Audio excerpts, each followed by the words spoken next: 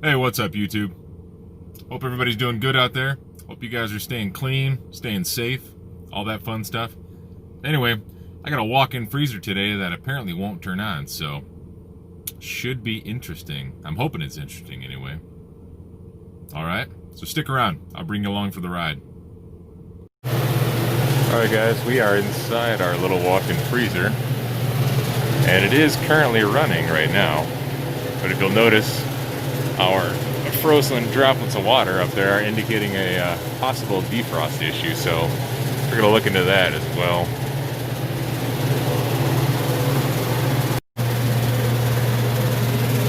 Just a little tiny one today, guys.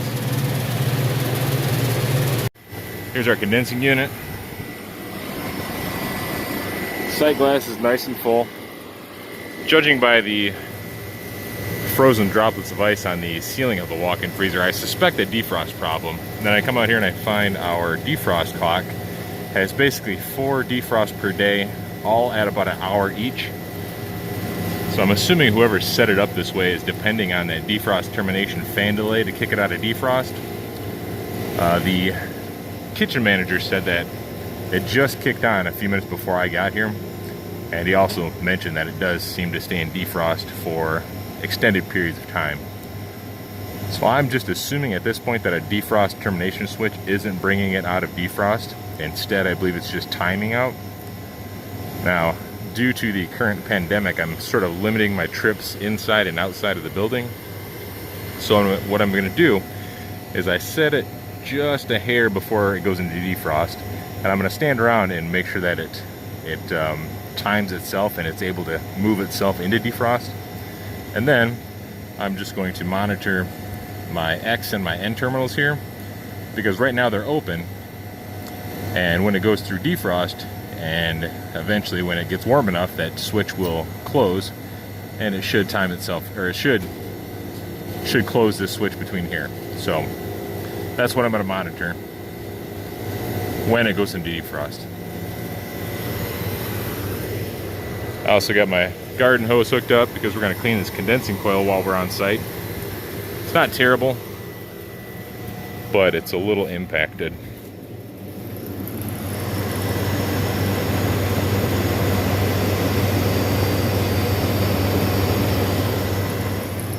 It'll be the first condensing coil cleaned of this year for me anyway.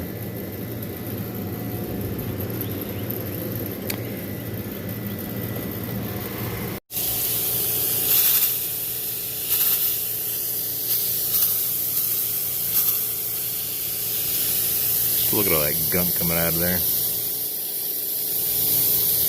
Dang. It's a good one. This is how Dr. Pimple Popper must feel.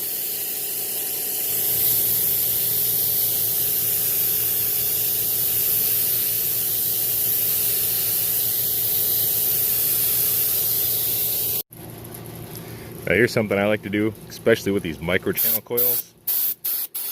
After I wash them out, I like to take some nitrogen, since I don't have a leaf blower. Just kind of blow all that water out.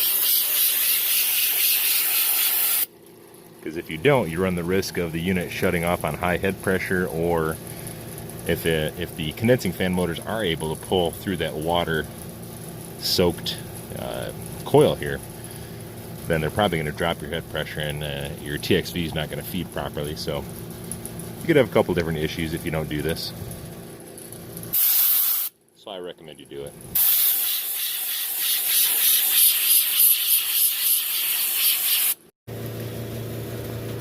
Alright guys, here's a close-up of the inside part of our condensing coil right there. As you can tell, you can see through it. However, it looks like there's a few spots that still have some gunk sticking to them. So I'm going to hit it with the hose again real quick. We're about 20-ish minutes into our defrost, and I'm just going to check across my neutral and X terminals. I don't know if that's showing up on camera very well, but we have basically no potential difference between X and neutral.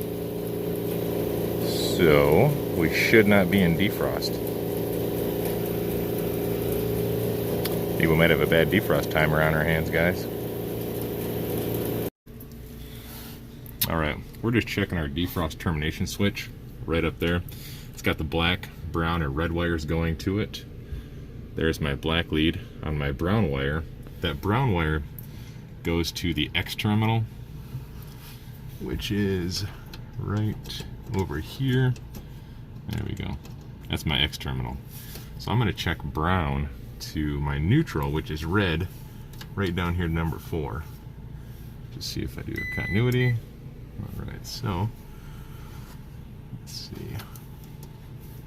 I should have continuity there because I believe my defrost termination switch is closed. And it is. So my defrost timer should have kicked out on early termination. But it didn't, so I'm going to swap out that defrost timer real quick.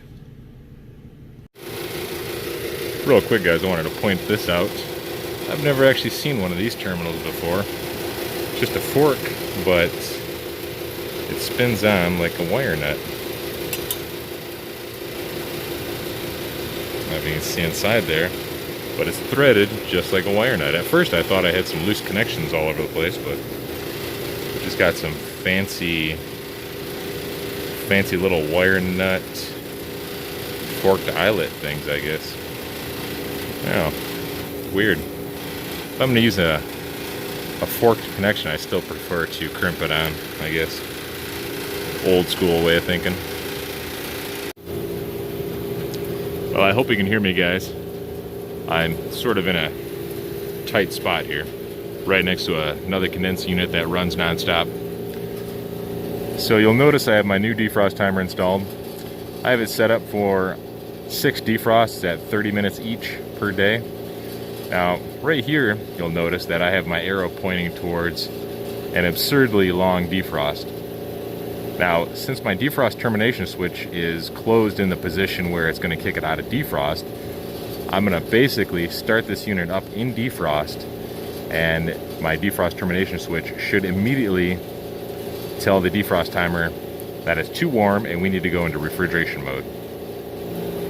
So, I'm going to go hit my disconnect and see what happens. Alright. Dun, dun, dun.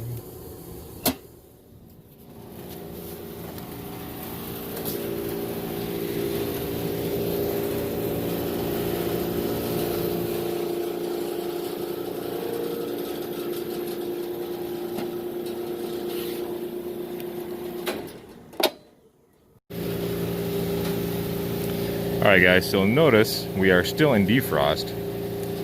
My little experiment didn't work as well as I assumed it was going to.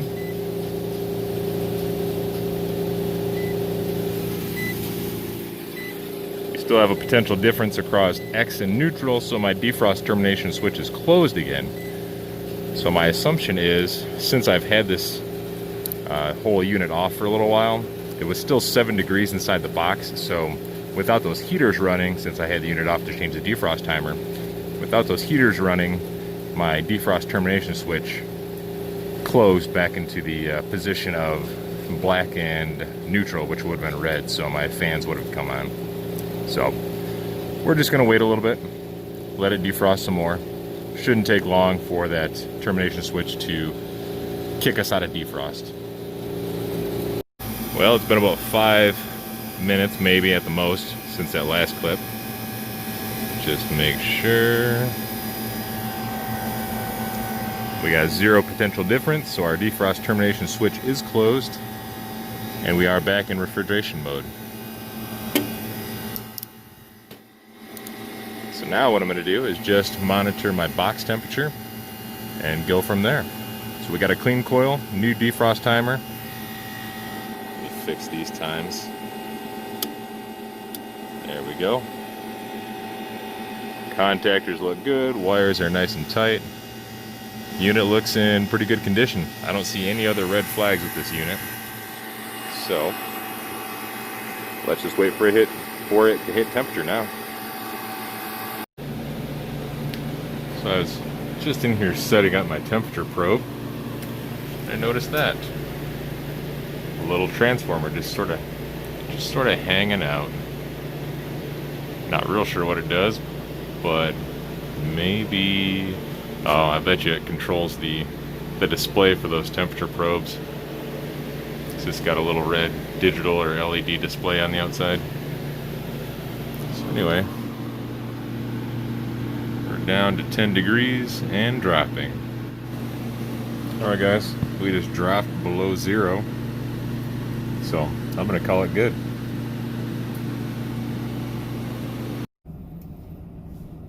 Hey, what's up YouTube? Real quick, now that I'm back in the safety of my COVID-free work van. Anyway, we just had a bad defrost board on that one. Now, I think I am going to quote to replace that defrost termination fan delay switch just as a preventative measure, sort of just to be overly cautious, I suppose. But other than that, I didn't see any other red flags. Yeah, anytime you guys ever question those defrost termination switches, I recommend that you just put it in a manual defrost, set it up for an hour, and just watch the X in the neutral terminal. Obviously, if you walk in there and your evaporator coil is a solid block of ice, you're not going to do anything. It's probably not going to defrost enough with just those heaters to the point where that defrost termination switch is going to kick it out of defrost. Because it's a defrost heater. Frost. It's not a de-icing heater, it's a defrost heater. So remember that. So if you ever question that, and assuming you just have a normal amount of frost buildup on your evaporator coil, like I said, put it in a manual defrost, set it up for an hour, and then just watch it. On average, what I've been noticing since I've been doing this little experiment, usually 20-30 minutes, it'll kick it out of defrost. And again, that varies depending on how often people are walking into the cooler or the freezer, the amount of frost that's on there, how many heaters it has, where the defrost termination switch is located, where the heaters are located. There's a lot of variables, but 20 to 30 minutes on average is probably a good rule of thumb. Anything longer than that, you probably have an issue. But anyways guys, that does it for today. Hope you enjoy the video. Thanks for the support, as always. If you guys do like the content, hit that like button and the subscribe button somewhere down there. If you have any comments, questions, suggestions, you want some free stickers, I don't care, shoot me an email. CuriousHVACguy@gmail.com. I'll put it along the bottom of the screen there. And yeah, another thing too guys, if you guys don't know already, every Friday at 9 p.m. Eastern on the HVAC Overtime channel, me and the other guys from the HVAC Overtime gang get together and we do a live stream on YouTube. So, tune in, 9 p.m. Usually starts about 9:05 p.m. Not gonna lie, we're usually a few minutes late.